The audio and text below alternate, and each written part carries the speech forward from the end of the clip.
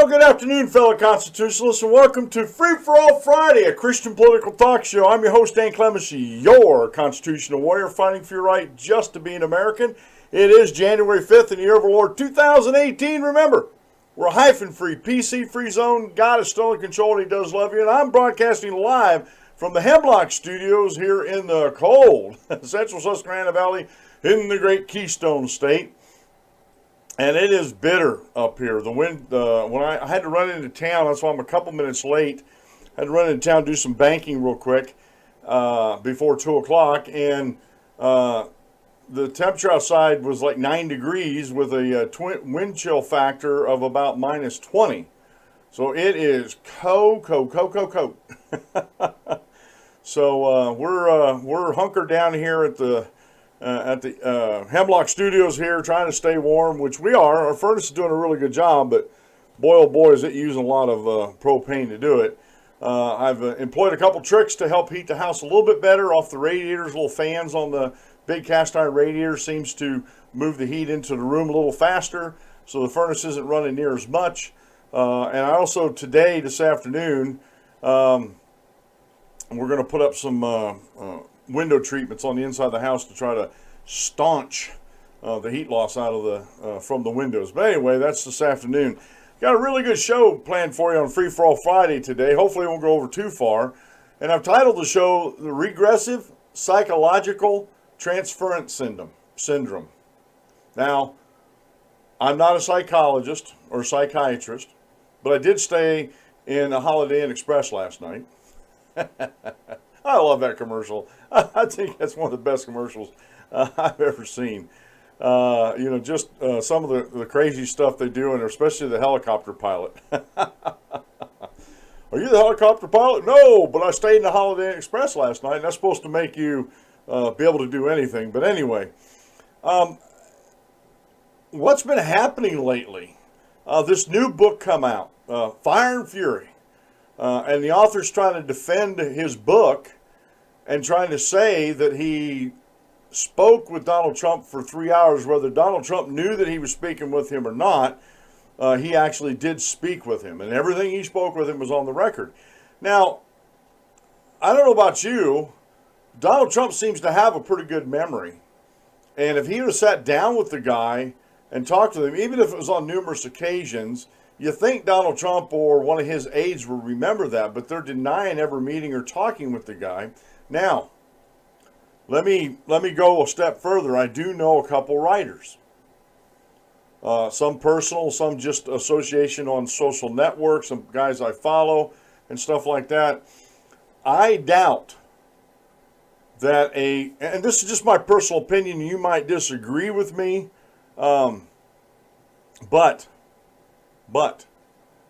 I doubt you can produce a book like Fire and Fury off a 3-hour conversation with an individual.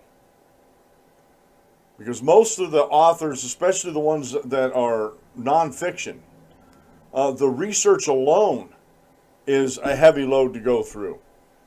And again, the White House is claiming that they didn't have any contact with the guy. And if you follow politics for any length of time, there are records kept even during the campaign of who meets with who. There are, and they keep them for whatever reason that they do. I would keep them just for keep everything straight. Saying, well, I met with this guy, but when did I meet with him? Because sometimes I think you're on the campaign trail or you're in the Oval Office, and your days sort of run together. And you have a personal secretary outside the door, sort of like the gatekeeper, and she's got all your appointments and all that kind of stuff. So there's got to be a record somewhere of this guy either talking to him on the phone. And I think this guy, if he hasn't already, I think if he's talked to President Trump on the phone, that he needs to produce the phone records of those conversations as far as calling and getting all that verified.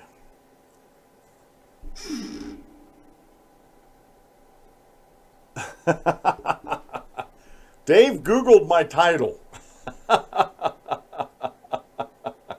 Regressive Psychological Transference Syndrome. And the reason why I put the term regressive in there, was because of the left is not progressive; they are regressive.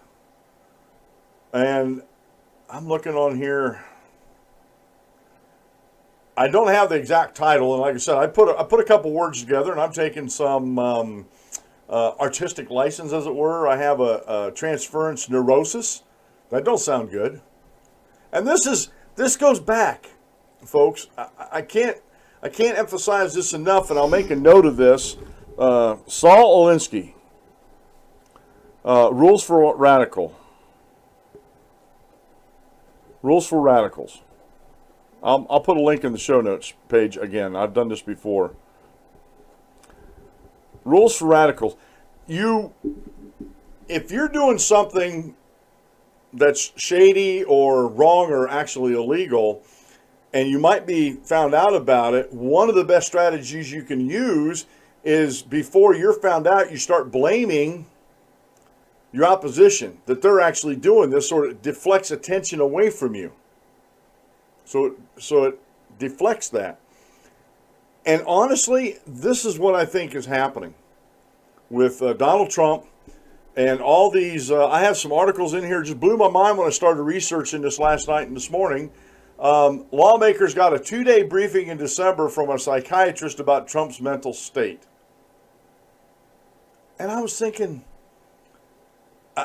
it would be big news if we knew that Donald Trump actually sat down with a psychiatrist or a psychologist to have a chat with.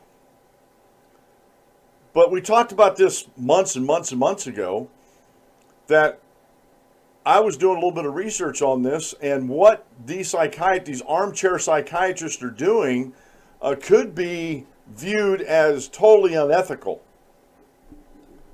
Because they're pronouncing something that they don't have firsthand knowledge of. Now, you can observe people all day long. My grandma Lawrence was a staunch observer of the human condition. We would go to malls, especially when she came out and visited us a couple times. We'd go to the mall, and she was on the older side, just a few years before she passed away, and she couldn't walk as much as we could. So she said, "You just plant me here on this bench, and I'll be fine." And she was a people watcher. She watched people, and she would come back with some of these fantastic stories of what she saw. But just seeing somebody and seeing how they're acting doesn't really allow you a view into their, in my opinion, into their, I don't want to say psychoses, but into their psychology. It's just a casual observation doesn't do that. Now, you can maybe draw some inferences from what you view. They're clumsy. If it's a parent and a child, if the child's being unruly, how does the parent handle that? Are they disciplinarianism or disciplinarian, or are they kind of more liberal in their punishments, or they allow the child to run roughshod over them? There's a lot of things you can do just by observing, but to do a thorough, accurate, in my opinion, accurate analysis, a psychiatric analysis, you got to sit down with the person. You really got to get one-on-one and ask the right questions. And so I believe, and I could be totally wrong, but I still believe that these armchair psychiatrists out there are unethical in claiming what they're claiming about Donald Trump. And not that, like I said, I don't care if you're a big fan of Donald Trump or not. I'm not a huge fan. I like a lot of what he's doing. I don't like some of the other things he's doing, but he's our president, and and if you've ever listened to the show for any amount of time, I'll praise him when praise is due, and I'll criticize him when criticism's due. And the same way, I did the same thing with Barack Obama and all the years he was in office while I was doing the podcast. And I try to be fair and balanced. I'm not Fox News, but I try to be fair and balanced. My bias is up front. So, and you can take that for what it's worth. So it just irks me. It just irks me that lawmakers would actually sit down, and this is a daily cost item. Now, you got to take, daily cost is a very regressive, left-leaning publication on the internet. Again, these accusations coming out against Trump, and the latest one, I've been laughing my backside off. It's a wonder I can even sit. You know, I shouldn't even have a backside anymore. The notion, you know, little Kimmy over in North Korea says, "I got my finger on the button." And what was Trump's response? "I got a bigger button." And what was the left liking that too? That we're doing male measurements. And I'll leave that to your imagination. That Donald Trump was doing male measurements. I don't know how they got to there. I didn't go there at all, because I think militarily, you know, North Korea, yeah, they have nukes. We've proven that they have nukes, but they don't have the arsenal we have. They don't have the accuracy that we have. And so when Donald Trump says, "I got a bigger button," it wasn't anything that he was physically comparing himself to. He was just stating a fact. My nuclear button's bigger than your nuclear button.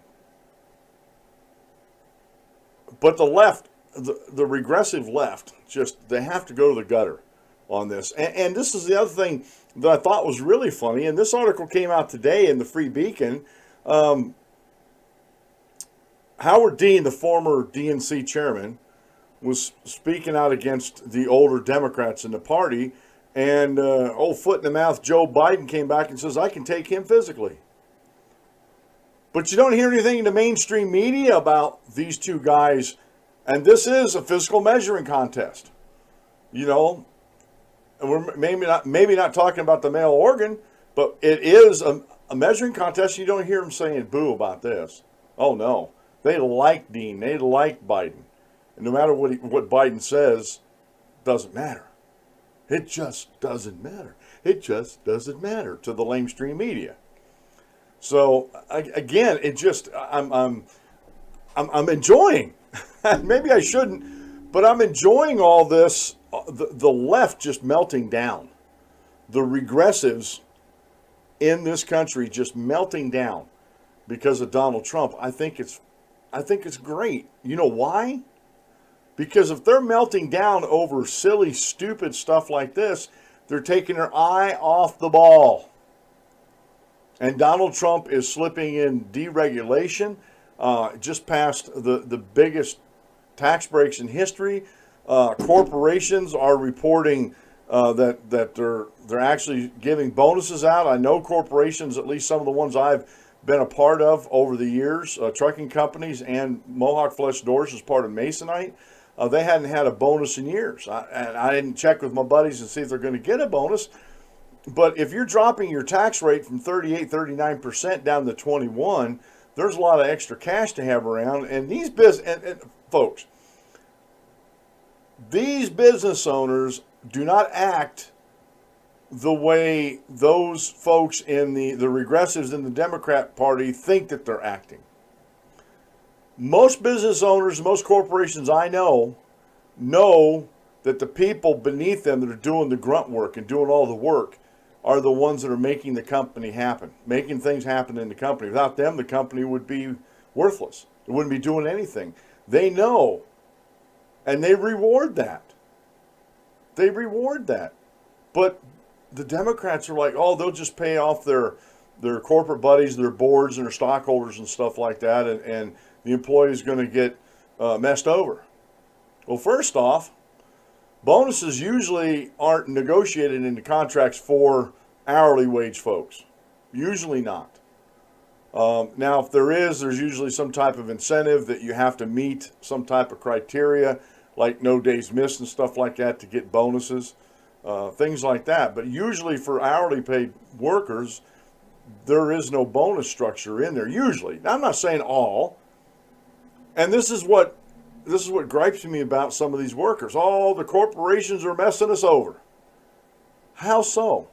Well, they're making all this money, and here's what I'm making. And a lot of the complaints, most of the complaints, the vast majority of complaints that I hear come from unskilled workers. They do not have a skill that translates into more money for them. And instead of trying to go out and get that skill, they'd rather just sit there in their low-paying job and whine and snot about how the corporations are messing them over, instead of looking into a mirror and saying, I'm the problem. Saying, I'm the problem. My dad may not be the wisest man in the world, but he gave me a couple pieces of wisdom I thought they were, and I still think they are. One is, the only person keeping you back from success is yourself. And that's a truism, folks. The other one I really liked that he said, endeavor. I don't know if he used the word endeavor, but I use it. Endeavor to learn one thing new every day. No matter how trivial it might be, endeavor to learn one new thing a day. And no matter how bad the rest of your day goes, you can look back on that, at least I learned something new, so the day was not a total loss. The day wasn't a total loss. So it's like I said, I sit back. It's political theater to me. These folks are just melting down. I see my Facebook antagonist just. She put out a petition that she wants people to sign for, or she shared a petition she wants people to sign to impeach President Trump. And the thing is, he's done nothing that raises to the level of high crimes and misdemeanors. Nothing. Not a darn thing. And yet they're still pushing this. And I'm like, go ahead. Waste your time. I don't care. It's your time, not mine. You go ahead and waste it all you want. We'll, like I said, I'll support President Trump when he's doing right. And right now he's on a roll, and I think he's doing very well. So we'll see what happens. We'll see what happens. But again, it is funny how these things actually come about. Today's show is being brought to you by the Dan Clement Show Cafe Press site. If you want to help support the show and you want to look good doing it, go to the DanClementShow.com, and on the menu you'll see the TDCS Cafe Press button. Hit that, it'll take you right to my store. There's t-shirts for men and women, hoodies, a hat. I don't have a couple hats. I got to get some more hats in there. 2 different types of coffee mugs, a ceramic and a travel mug, a mouse pad.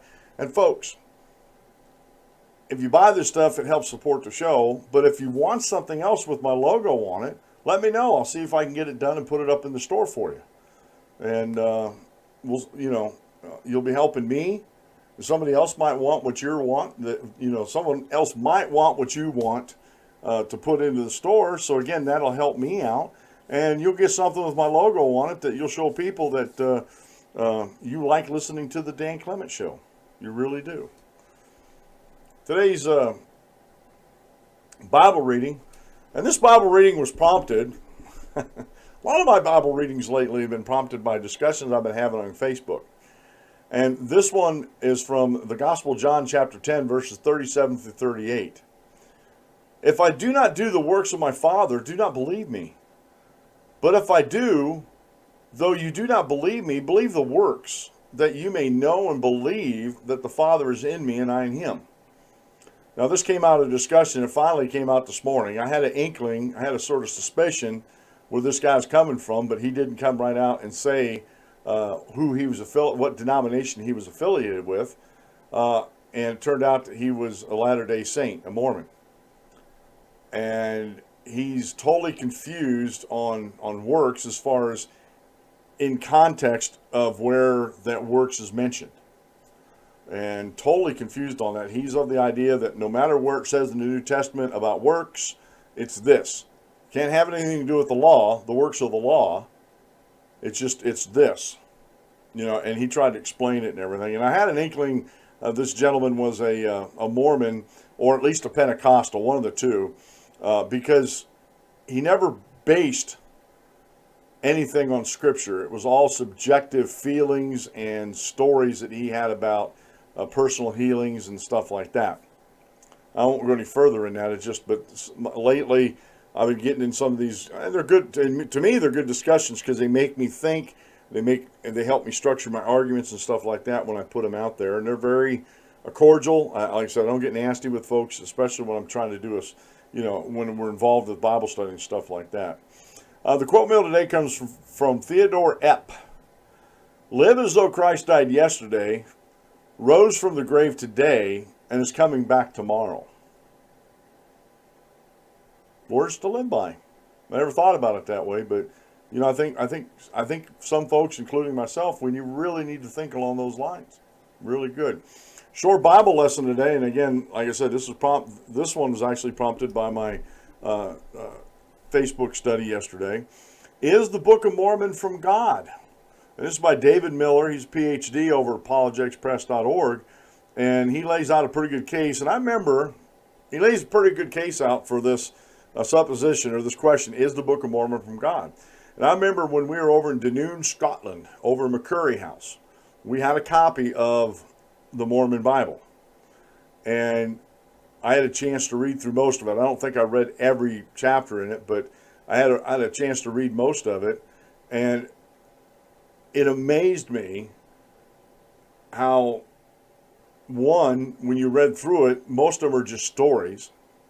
Most of them couldn't be confirmed, locations, histories, or anything like that, and yet the Mormons use this as their Bible. Plus, there's huge swaths. In this article I was reading, there's some like 25,000 verses that are actually used, copied word for word out of the King James Version in the Book of Mormon. So it's a good read. If you want to answer that question, is the Book of Mormon from God? This is a very good article to go over and read that. So, and it's very important. Let me make this side note. When you're talking with folks, it's very important to find out where they're coming from. It's very important to understand their ideology and what they believe in. If they believe in, especially when we're talking about the Bible, but you could be talking about government and the Constitution, that where do they derive their authority? And especially in biblical authority, do you believe in biblical authority? Do you believe that the Bible is an inerrant word of God? Do you believe that the old law was nailed to the cross, as Paul told the Colossians? It was nailed to the cross. It was fulfilled. We're no longer under the yoke of the old law. And yet there's too many denominations out there, including the Mormons, who actually mix the Old and New Testament together to try to justify their belief system, what they're actually doing. And that's also a very dangerous thing because it takes things out of context. It totally takes things out of context. All right. Enough on the short Bible lesson there. Go read that over to danclemenshow.com on the show notes page. It'll be posted right after the show. Now, I still can't get over this. This book, Fire and Fury. Let me get over here and get everything set up. I couldn't strip this video off, so I had to play it on the. I had to play it on the page, and let me get over here and just go to the straight out one here. So let me set this up here, and let me play this clip for you. Now this is the author. This is the author, Michael Wolff. Journalist Michael Wolff on Friday said he stands by Fire and Fury, his new book about President Donald Trump's administration that has drawn Trump's ire and rocked the political world. Okay. I didn't do a lot of background on Michael Wolff, but I'm going to delve a little deeper in this and probably do a short video on this. And I got an announcement towards the end of the show that I'm going to share with you about the program going forward from today. So he stands by what he's doing here. So let me get this fired up here and let you listen to this video real quick here.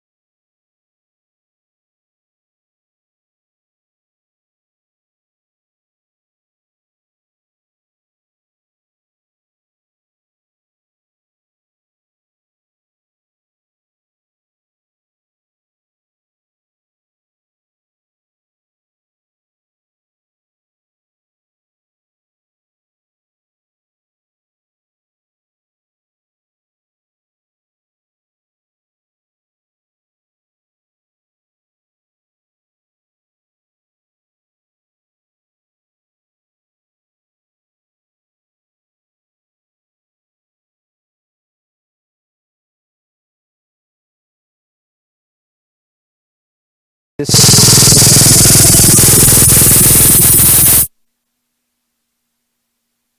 to go through every single page of the book, but there are numerous examples of falsehoods that take place in the book.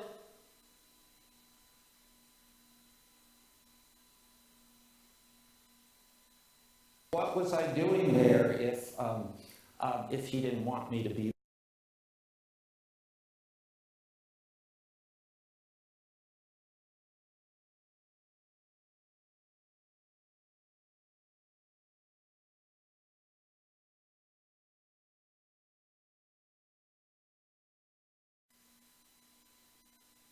All right, folks. I'm sorry about that.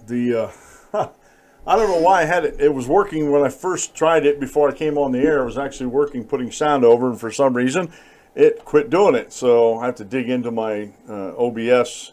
Just had an update the other day, so maybe something's not working right there with the desktop audio. It's not transferring over to my streaming video. So anyway, let's go back over here. I can read most of this to you, and I do apologize for that. I'm just let me get this read to you here. Journalist Michael Wolff on Friday said he stands by his Fire and Fury, his new book about President Donald Trump's administration that has drawn Trump's ire and rocked the political world. My credibility is being questioned by a man who has less credibility than perhaps anyone who has ever walked on earth at this point, Wolff said of Trump. Now, let me stop the reading there. And he said that in the video there, if you caught that. Dave said there was no sound on that.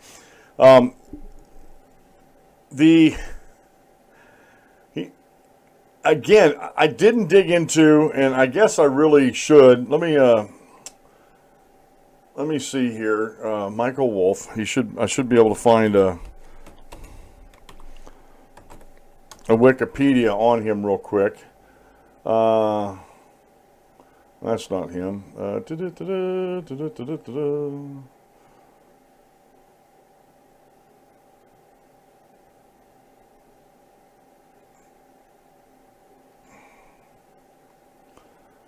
I'm not sure. I'll have to look this up. I'm not sure of his political ties. I can't. It's because there's a bunch of different Michael Wolffs on there, and I really wasn't going to look him up today. Like I said, I want to do a short video on this to sort of get this out. But it sounds to me like he's suffering from this regressive psychological transference syndrome. Because if you didn't hear it in the video, and you didn't, for most part, it was echoing there for a little bit, so I had to turn it off. He said between the Trump campaign and the White House, he spent 3 hours interviewing the president. And Sarah Sanders Huckabee says, we denied dozens and dozens of requests from him to either interview or have a information request or interviews or stuff like this, that they actually denied those things.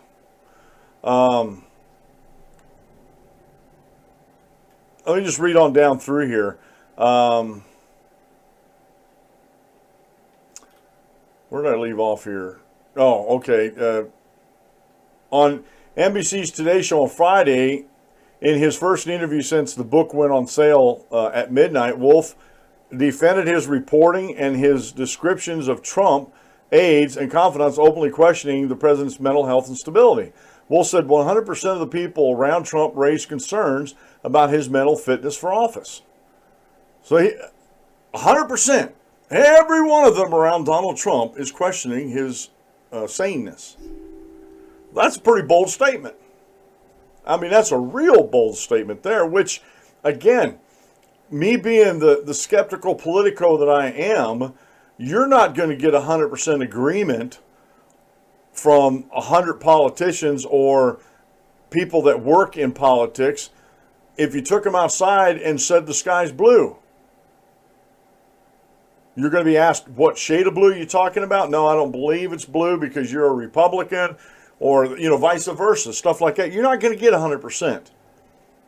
So I'm looking at this, and Dave can pull me back if I'm going too far on this, but when this guy comes out and says 100% of the people around Trump raised concerns about his mental fitness in office, I see that as a lie.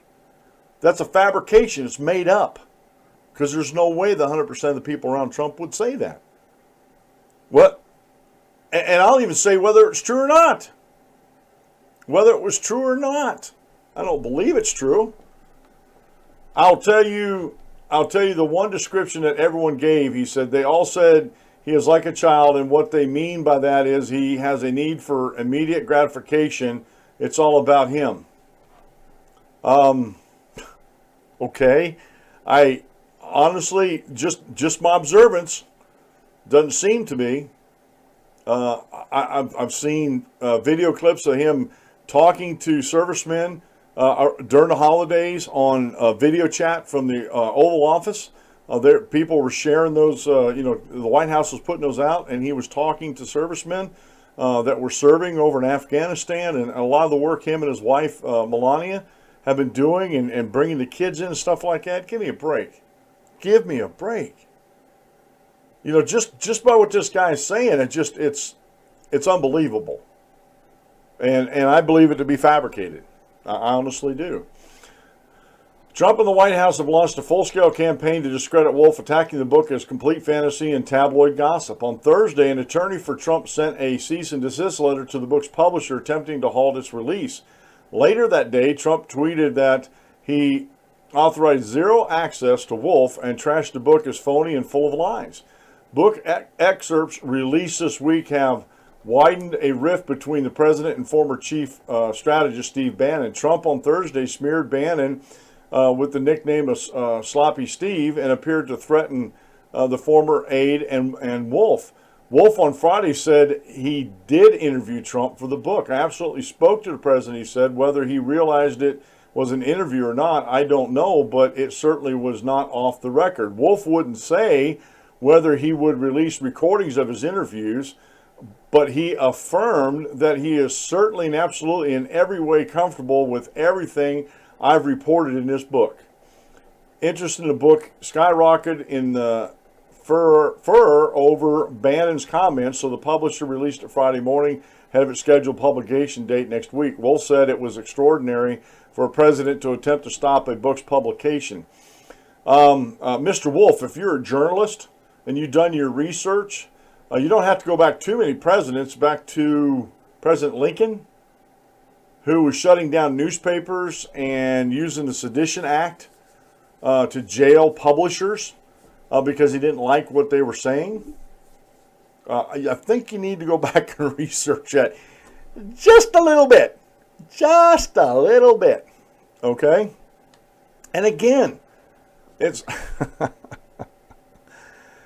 This reminds me, and I'm trying to rack my brains what happened here. There was an interview, and I can't even remember what it was. I have to dig back my emails because I did email wanting to find out if there was an audio, an MP3 file of the interview. And I wasn't the only one, and when it was all said and done, either there wasn't one, excuse me, either there wasn't an MP3 audio or some type of audio recording of it, or they weren't going to release it. It was one of the two. And I think it had something to do with Planned Parenthood. I'm not totally sure, but I think it had something to do with Planned Parenthood. And I'm trying to rack my brain on this.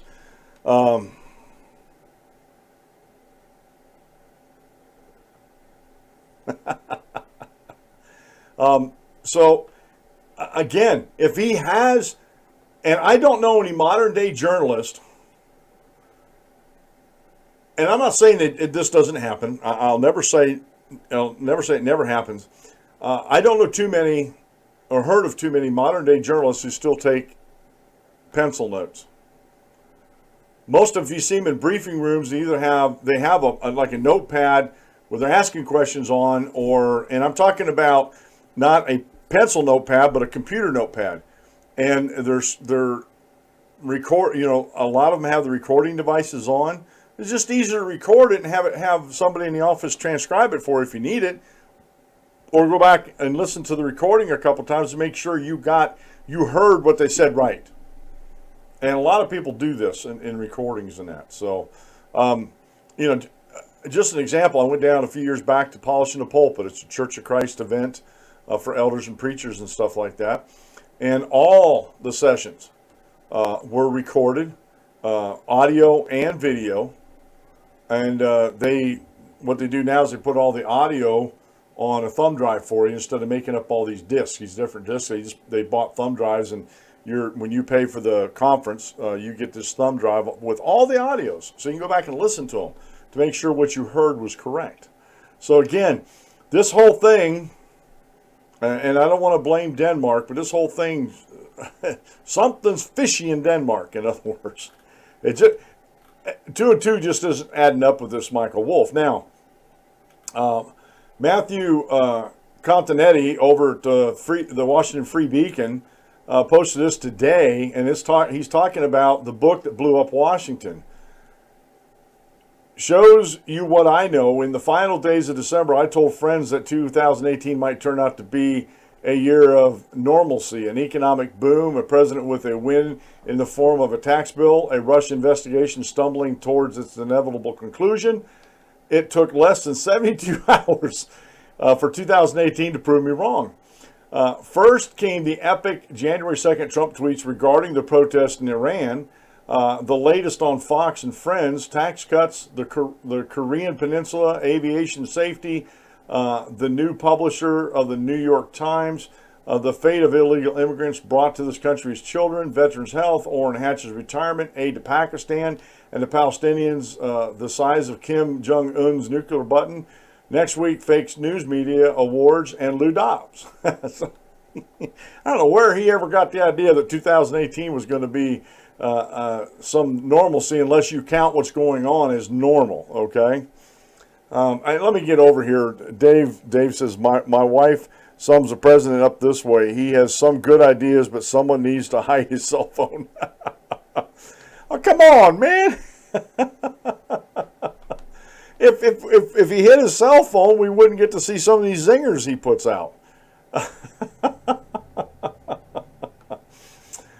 If all this wasn't enough, January 3rd brought the first excerpts from Michael Wolff's book, Fire and Fury, which hit the Beltway with the force of the thermonuclear explosion referenced in the title. The president's former chief strategist suggested the president's son and chief strategist had committed treason and money laundering, and that was just for starters. Dave Stockman, George Stephanopoulos, Scott McClellan, Bob Gates. Eat your heart out. No insider tell-alls beats this. I don't know what to make of the Wolff excerpts. It's clear that Steve Bannon was a major source, and I wouldn't trust a thing that man says. A lot of the material falls into the too good to check category of journalism. There are some basic errors involved with age, dates, and typos, and the content seems designed to fit the media's preferred narrative that President Trump is senile or crazy or both. Purporting to confirm that everyone in the press already believes is a surefire way to maximize publicity and sales don't mean what you're selling is true, or doesn't mean what you're selling is true. And this is, as I was reading about this and listening to some other news items, I was getting this inkling that this book was shaped to conform to popular opinion. Okay? Sensational books are perennial in Washington. What's different here is the president's response. Reagan, Clinton, Obama kept their distance from the controversies engendered by disgruntled former aides. To engage would be beneath the office, not for President Trump. He was formed by the New York press and continues to operate according to his Thunderdome-style rule book. His scathing denunciation of the overrated Bannon was brutal, funny, over the top, and absolutely withering. Then his lawyers followed up with a cease and desist letter. But it comes with a price. Suddenly, all of the successful work John Kelly has done to impose order on the West Wing was forgotten. We were thrown back into the White House snake pit of January 20th to July 28, 2017, filled with gossipy, anonymously sourced accounts of eccentricity, deception, chaos, unpreparedness, and perfidy. Even Anthony Scaramucci made a guest appearance, reminding everyone how he had been right if anatomically imprecise about Bannon from the start. So Bannon's taking a lot of heat, and Bannon's a big boy. He can stick up for himself. I'm not going to say either way about it, what I think about him. But when they talk about what President Trump's doing is beneath the office, honestly, I think, and this is just me, I just wonder if, and I go back to Ronald Reagan, I wonder if Ronald Reagan wouldn't be on Twitter today. If he was president today, would he be using Twitter? Would Clinton be using Twitter? W never, ever fought back against his critics. And people wanted him to. And here again, George W. Bush was not a conservative. He was a moderate. So he could float that fence, and he didn't want to ruffle too many feathers on either side of the fence. But what happens if you got a guy like Trump, like Donald Trump, who is not an establishment Republican? And I love this, the Thunderdome-style rule book. You throw trash at me, I'm not going to let that stand. And quite honestly, I have to say, I don't think it's beneath the office of the president to defend yourself, especially if you believe you've been wronged or slandered or maligned in a book or articles or fake news has talked about you. If you're not going to defend yourself, who's going to do it? Who's going to do it? And this is, honestly, folks, this is what's driving the lamestream media nuts, because he's going through Twitter. He's going directly to the American people, unfiltered. Now, maybe Dave's wife wouldn't mind having a cell phone if it was filtered a little bit. But he's talking directly to the people. I follow him on Twitter to see what he's saying. Okay? I have. And again, I kind of like it that he's punching back. And this Michael Wolff doesn't like it, that Donald Trump is punching back. And again, if Michael Wolff has recordings of his interviews, he needs to get those out. You know, if he thinks President Trump is lying about everything, get the recordings out. Prove it. Show me. Show me the recordings. Let me go down in here. I won't be pleasant and I won't be alone. I realize my own assumptions that things might return to normal in 2018 was incorrect, because there is no normal to return to. What is happening is far larger than Steve Bannon and even Donald Trump. The world of globalism and social media is a world where politics is essentially negative. We find ourselves in a continuous cycle of revolt, where the only things that change are the names of the protesters on the march. The Tea Party, Occupy Wall Street, Deplorables, Black Lives Matters, the Women's March, Alt-Right, Antifa. Elections are a sideshow to the parade of networked crowds outraged at whichever elite temporarily finds itself in power. And I just want to finish it up here. As Ivan Krastev wrote in his 2014 book, Democracy Disrupted, in this, a world defined by mistrust, popular sovereignty will assert itself as the power to refuse. Do not expect politicians with long-range visions or political movements to inspire collective projects. Do not expect political parties to capture the imagination of the citizens and command the loyalty of their followers. The democracy of the future will look very different. People will step into the civic limelight only to refuse certain policies or debunk particular politicians. The core social conflicts that will structure political space will be between the people and the elite, not between left and right. The democracy of tomorrow, being born today on the streets of the world's great cities, will be a democracy of rejection. And again, I do not like that word democracy used. Of course, it's a little de-democracy, so it's okay. But too many people got this understanding that America is a democracy when we're a republic, and are two totally different things. And I won't get into that right now. Challenge and response, proposal and rejection, election and protest, tweet and counter-tweet. This is the way of things in the network, and fractured and fractured and data-rich world meet the new year same as last year.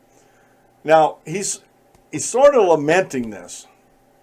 Matthew's sort of lamenting that things have gotten this way. But my question is, what did you expect? What did you expect?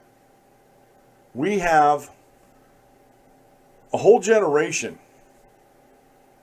behind me, the next generation behind me, and the millennials behind them, and the next generation behind the generation next behind the millennials. There are a lot of people out there that are narcissistic when it comes to social media. They want their attention. They want their 5 seconds of fame. They want to be heard. They don't want their thoughts or their principles or their ideas or their proposals challenged, because they have never been challenged in life. There's a lot of, believe it or not, there's a lot of folks that I grew up with that were never challenged. And when you do challenge them on something, then they just go berserk. They don't know how to handle that. They don't know how to handle, their proposition, which they think is perfectly okay, like the redistribution of wealth. Well, we just take the money from the rich and give it to the poor. That has never brought the poor out of poverty, ever. Ever, ever, ever. Nowhere where it's ever tried, but to them, that's a perfectly good policy to actually do that. And if you challenge them on that and actually put out facts, dates, historical examples, then what they do is they start attacking your sources as suspect, or you're misinterpreting it, or they had a bias back in about this, so that can't be, that cannot be believed or trusted or anything. It's like, again, it's like, what are they talking about? For the most part, it's been my experience that people have not done their homework. They live in a narrative-driven echo chamber, and anything outside of that is to be disbelieved and disregarded and repudiated. I've been following this guy, Michael Figadero, on the Humanist Report YouTube channel, and honestly, everything he says it's in lockstep with his narrative-driven echo chamber he lives in. He thinks government, he's a humanist, so government is God, so anything to take away or diminish government, he's going to fight. And when you go back and just read the articles that he is sharing saying this proves my point, if you read the whole article and keep everything in context in the article actually proves the opposite of his point. Cherry picking facts. And I have to almost believe that this Michael Wolff was doing the same thing. And again, what better way to make money off of a book than to shape it in the form of public opinion that's against Trump, and it sort of bolsters the prevailing idea about Trump in the White House, that he's crazy, he acts like a child, he's mentally unstable. When the fact of the matter is, a lot of folks that I deal with on social media who are in that narrative-driven echo chamber are the ones, to me, and I'm not an armchair psychiatrist or anything, but to me, they're the ones that seem mentally unstable because they seem like they've lost their minds when it comes to Trump or it comes to conservatism. I talk to them I try to talk to folks about the Constitution. There's a guy, a friend of mine on Facebook, he's my age, I think a few years older, talking about how, we shouldn't allow the states to legalize marijuana because the federal government says, it's illegal. And my question to him, and I think this is I think this should be done state to state. I think the citizens of the state should answer this question. And my question to my friend was, please show me in the Constitution where the federal government has the authority in the Constitution to do anything, regulate anything with any drugs, prescription or illegal. And that started a whole conversation on, I don't know if he expected that or not, but it started a whole conversation on his Facebook feed about that question. And everybody was civil, but he was like, well, they don't. And I'm like, well, then If the government doesn't have a constitutional controlling authority to do something, then what they're doing is unconstitutional, and the states by their very nature, because they're the ones who created the federal government, can ignore that, because the federal government does not have supremacy in everything it does. It only has supremacy in the enumerated powers that the states gave the federal government. And this whole supremacy thing has gotten taken totally out of context. And it has been just morphed into something that is unrecognizable. And I'm going to end the show today here, not now, but in a little bit, about a poll about the Founding Fathers that I thought was... I like things that make me laugh. I don't know if you noticed that or not. Now here's this story from the Daily Kos. Lawmakers got a 2-day briefing in December from a psychiatrist about Trump's mental state.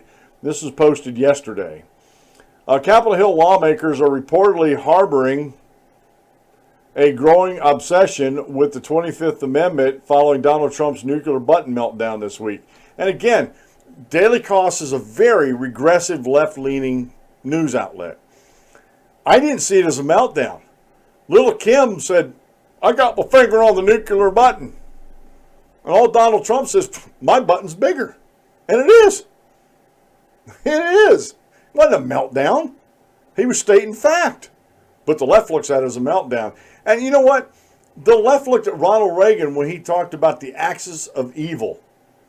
North Korea and Russia, and I think it was Iran was the other one. And the left just were beside themselves.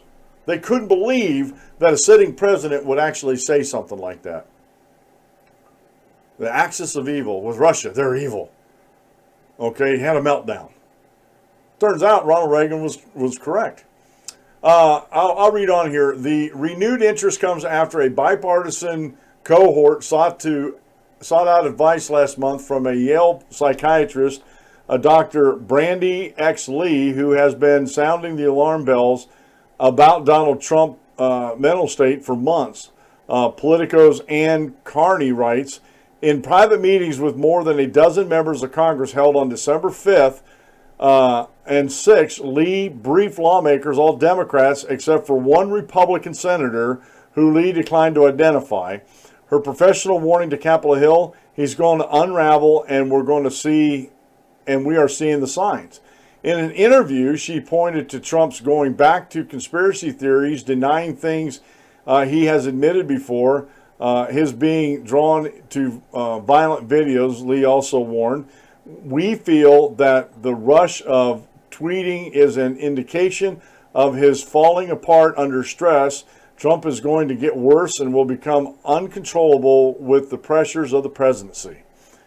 And again, Iran, Iraq, and North Korea comprise. Oh, okay. I thought Russia was in there somewhere. Or maybe it was that we're going to commence bombing in 5 minutes with Russia.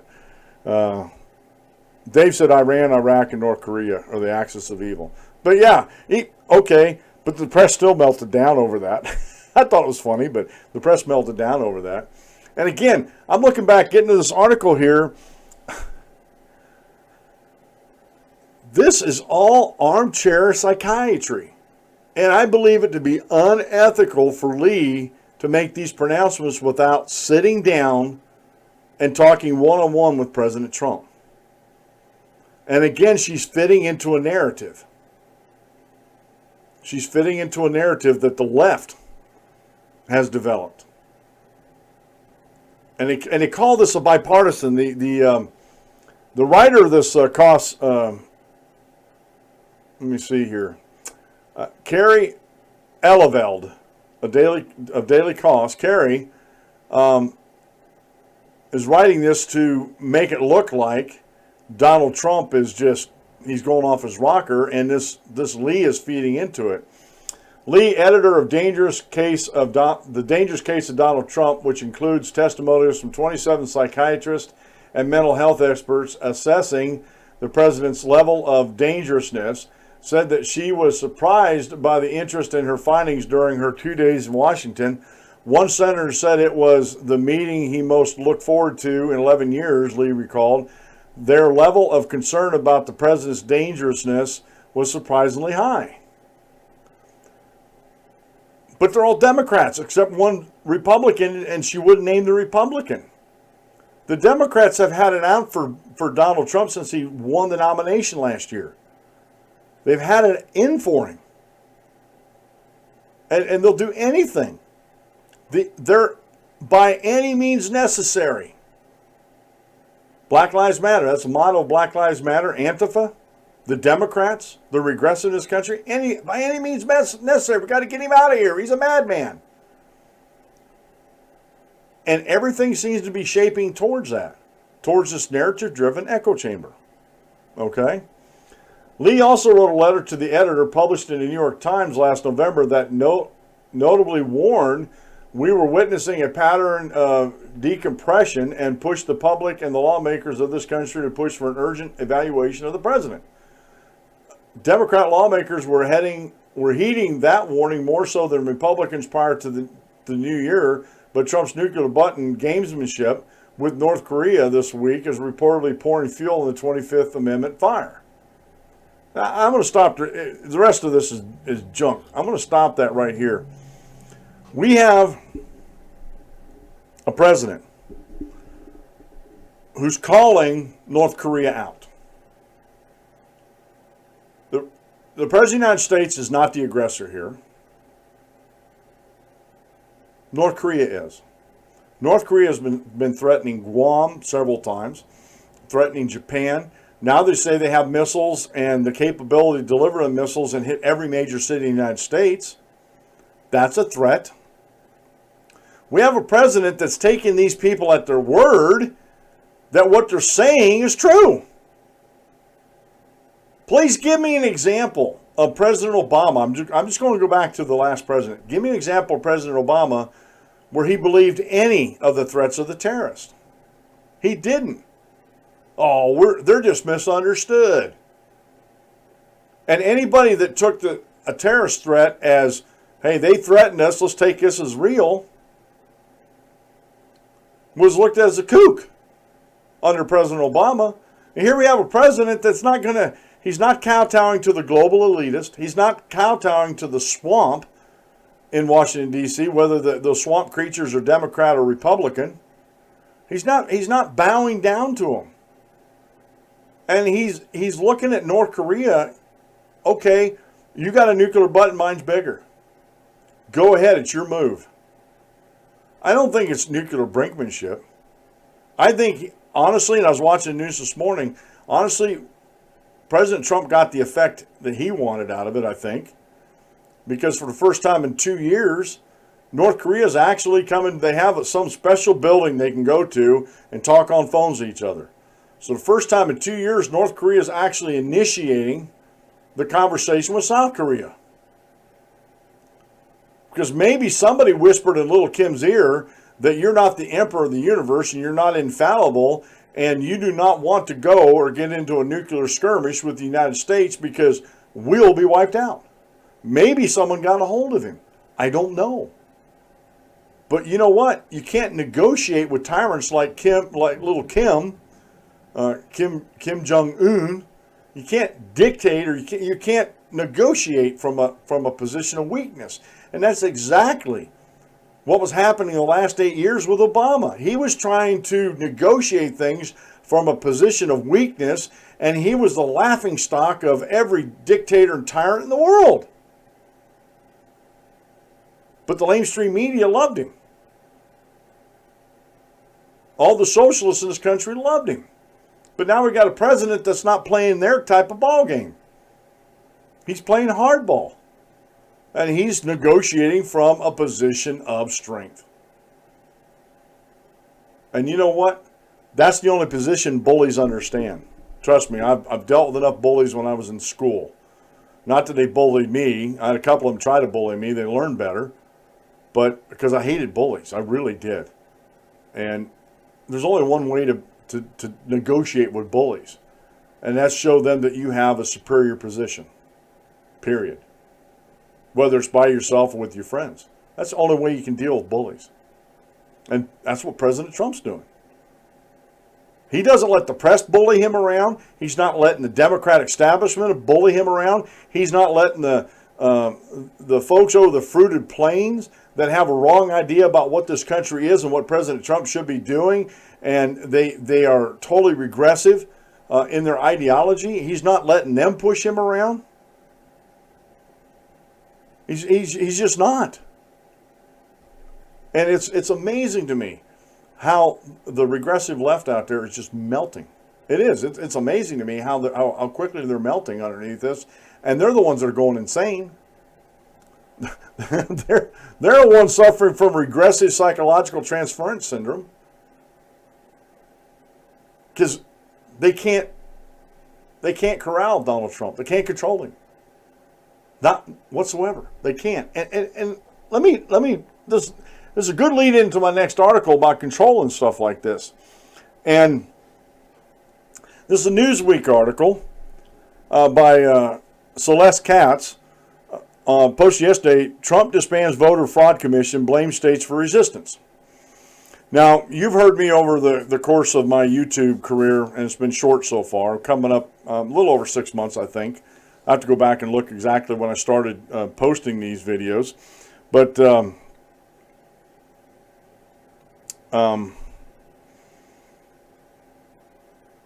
problem with Let America Vote, they're the ones, Let America Vote, Indivisible Guide, and Common Cause, which are all three of them are George Soros supported groups, are claiming victory that Donald Trump disbanded voter fraud commission, blames states for resistance. Who you voted for is not public knowledge. That you're registered to vote and what party you're registered with and all that is public information, accessible to the public. What was happening a lot with this commission was we have states out there that were blue states that the Secretary of States were just totally not cooperating with this commission. So they were not going to turn over these public accessible records to you. Matter of fact, there was actual people in the states that were trying to gather this information, and the Secretary of State disallowed that also because they feared that this would get back to the commission, that these people were working for the commission. And so you had enough states out there that were putting up enough of a fuss about this that this can't be happening. You know, there's no voter fraud out there, and this is just a witch hunt. Not taking into account, out in California, there's 11 counties. One of the counties out in California, in Los Angeles County, has 144% voters registered over people who are of age to vote. Out of the 11 counties, 10 of them were Democrats, one was Republican. And if you just took off the excess votes that are over the population, it equals up to more than 5,000 votes. And the Voter Fraud Commission was trying to find out if there was this type of voter fraud going on. We know, I shared articles on here about how California is becoming like Chicago and registering dead people to vote, and dead people are voting.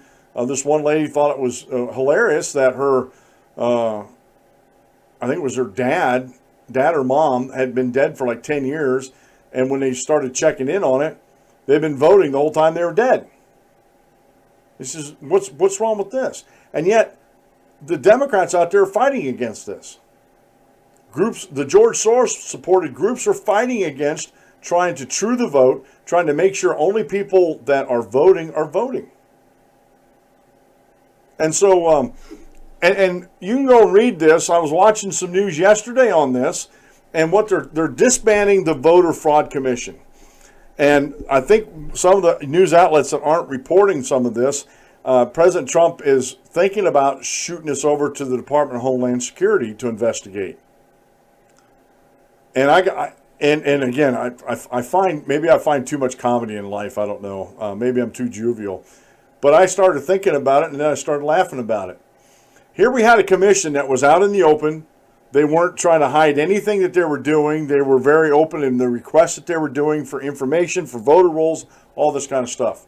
And at every turn, they had lawsuits. They had state Secretary of States that were operating outside of the law because this was public information that anybody should be able to access. They weren't allowed to be accessed and anything like this. So they were taking something. They've actually got this shut down. This very public voter fraud commission, and they were saying on the One American News yesterday that, or the day before, that President Trump is thinking about shifting the whole investigation over to the Department of Homeland Security because this voter fraud is, I believe it does have a lot to do with our national security. Because if we have folks, whether they're Americans or foreigners, who are messing with the votes, that's serious. That is totally serious. So if it goes over to now think about this a minute. If it goes over to the Department of Homeland Security, guess what's going to happen? You're not going to know anything about the investigation until the report's written. So there won't be any lawsuits. There won't be any lawsuits to stop it because they won't know what's going on.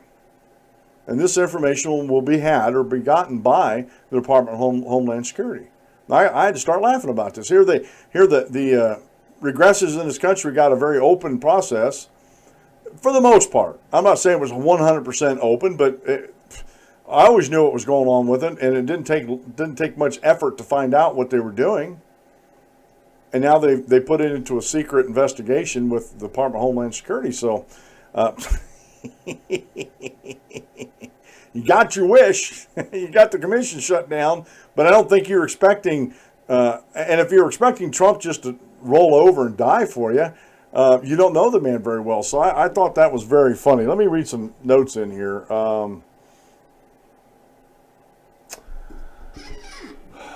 And Dave makes some good points here. He says, to declare someone incompetent, file with the local probate court. You must also file to become their legal guardian at the same time. Have a psych eval completed. A court order may be necessary, and there's more to that. Submit results to the probate court. You'll need to post bond to cover the potential cost to the individual because of your actions. So again, honestly, the regressives in this country, again, they look more backwards than they look forward, and they're cutting their own nose off to spite their own faces. Again, with this Trump voter fraud commission, it just seems real strange to me that they're doing this. Now, real quick here, this is from Let America Vote's website. They posted this: breaking, New Hampshire Senate passes bill to stop college students from voting. Now, I can tell you without even reading the article that they're lying. That this article is full of lies and half-truths. Because I've done this research before. The New Hampshire Senate today passed the first of its kind voter suppression legislation along party lines that could disenfranchise thousands of eligible college student voters. House Bill 372, a politically motivated bill designed to alter the electorate after Republicans narrowly lost statewide elections in 2016, is one step closer to the desk of Governor Sununu, who has already declared that he does not support the bill. The HB 372's disenfranchising domicile amendment was introduced by Senator Regina Birdsell and James Gray, who were added to Let America Vote's Vote Suppression Hall of Shame last month. This bill is only a priority for the elected politicians who stand to gain from disenfranchising voters who aren't likely to vote for their election, says Jason Kander, president of Let America Vote. If every state passed a law like HB 372, college students may not be able to vote at all. Instead of including folks in their agenda who aren't likely to vote Republican, the New Hampshire GOP has launched a sustained attack on voting rights of groups who disagree with them. Now, I'm going to stop the reading there. This bill, HB 372, has to do with the domicile regulations that all states have. That you have to be a resident of the state for like 6 months, some are a year, but most of them are like 6 months. You have to be a resident of the state for that time in order to vote. But what's happening is a lot of these college students that are going up to New Hampshire for college are not transferring their residency to New Hampshire. They're keeping their residency at home with their folks. And some of this has to do with tax purposes, but other of it is just easier for them to do so. Now, if you're not a legal resident or domiciled in New Hampshire, that's not disenfranchising. You did not meet the requirements to be eligible to vote in New Hampshire. Now, and this is the other thing they never tell you on these voting right things, especially Let America Vote. They're one of the most dishonest groups out there talking about voter suppression. They never, ever come out and tell these folks that they can vote absentee ballot. Matter of fact, all you got to do is request it from your domicile, your home of record. In the military, we used to call it our home of record. My home of record was always where my parents lived, which changed once while I was in the Navy. They used to live in Findlay, Ohio at the time when I went in the Navy, or was it Findlay? Yeah. I was living in Findlay when I went in the Navy, and then they moved down to South Point, Ohio, and around that area, Ironton and South Point. And they moved twice when they were down there. So actually I had my home domicile in the military changed 3 times. And college students do the same thing all over the United States. They do not claim that state is their domicile. Now, some of them do. Some of them do, but go through the process. What they're doing with HB 372 is if the students aren't claiming domicile up there, they're saying you can't vote. Okay. To me, that's fine. You know, if you want to vote in New Hampshire, go through the domicile regulations. Well, I guess what was happening before this is they were just allowing college students who were attending the school there to vote. And they weren't meeting the domicile requirements, so no one was, let me put it this way, the law's been on the books, but no one was enforcing it. This HB 372 is actually putting teeth in that law. And there's nothing wrong with that. Again, the other voter suppression up there, they keep calling us a poll tax. And did I get that over there? No, I didn't get that over there. Wait a minute, maybe I did. Hang on a second. No, I didn't.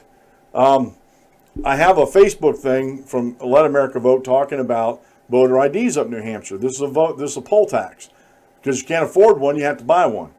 And that is an out-and-out lie also that Let America Vote has been perpetrating, and every state they've been fighting voter ID laws.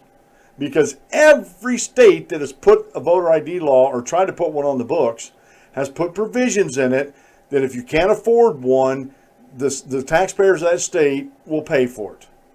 Will pay for your $15, $20 ID, voter ID. So again, if the state is offering free IDs if you can't afford one, how is that a poll tax? And the other, you need a photo ID to open a bank account, to buy a gun, to drive a vehicle. There's a lot of things you need to fly on an airline. How these students get back and forth to school? Do they fly? Almost everybody. I don't know, honestly. I don't know anybody except a couple people that don't have a photo ID. And the only reason they don't have a photo ID, and they may now, but the one guy he still lives in Pennsylvania, and he's had his license revoked for life because he used to do some bad things, drinking and driving, stuff like that, and getting accidents without insurance, without a valid driver's license. And even when he had his license suspended, he was still out there driving and getting in trouble without a license, so they just took it away for his life. And I don't know if he got a voter ID or not because of that. I still think he's driving. I think I've seen him out there a couple times driving. But I don't know anybody that doesn't have a photo ID. Not in my sphere of influence. And I've even said on the show here several times, I'll say it again. If you live within the sound of my voice in Northumberland County and you don't have a voter ID and no means to get to one of the state barracks or photo ID, driver's license ID or photo ID stations, give me a call. Drop me a line. Go to the DanClementsShow.com and hit the contact page. Say, I need help. I'll come help you. I'll personally come help you get it. Help you fill the paperwork out for a free one if you can't afford it. But again, I don't know anybody in my circle of influence that doesn't have a photo ID on them. Nobody. And so this constant drumbeat by Let America Vote, this regressive group out there, and their incessant lying about every bill that comes through a state is, oh, this is voter suppression, that's voter suppression, this is voter suppression, that's voter suppression. Everything's voter suppression to them. And they're one of the biggest groups that fight against this idea of voter fraud. Oh, there's no voter fraud going on out there, when there absolutely is. There's been people prosecuted and put in jail because of it. Finally, to wrap the show up, a couple things here. I thought this was funny because everybody's melting down over President Trump's "my button's bigger than your button," what they called a meltdown, and I was laughing about it because it's true. You know, okay, little Kim, you threaten us. You got your finger on a button, my button's bigger. Well, here's a story comes out by Cameron Cawthorn over at the Free Beacon, the Washington Free Beacon, posted today. Former Vice President Joe Biden on Thursday had a response to Howard Dean's current comments about older Democrats getting the heck out of the way for the 2020 presidential race. Biden sat down on PBS NewsHour host Jody Woodruff for an interview where they discussed several topics, including speculation that he would run for president in 2020. I'm not saying I won't run, but I don't have any concrete plan to run, Biden said. Woodruff asked Biden if age was a factor in running for president, noting that he would be 78. Sure, it's totally legitimate factor, Biden said. She then referenced Dean, the former Democrat National Committee chairman, saying last week the older members of the party need to get the heck out of the way. Tell Howard I can take him physically, okay? Biden joked. This is about you're going to be running against a man who's 75 years old, 76 years old at the time, whatever his age is. Look, it would be totally legitimate thing for people to say, let's look at Biden. He would be the oldest guy to ever be president. See what kind of shape he's in, he added. And it may be that I've developed some problem and I'm not capable of doing that. Biden, who served 2 terms as vice president during the Obama administration, has been fueling speculation for a potential 2020 run for months, as he has told multiple media outlets that he has not ruled out running for president again. I'm just going to stop the reading there. The only reason why Joe Biden hasn't said he's not running for president is because it keeps his name in the news. Well, he hasn't ruled out of running for the president, because if it wasn't for that, I think people would forget about Joe Biden. Joe who? Joe Biden. What did he do? I can't remember.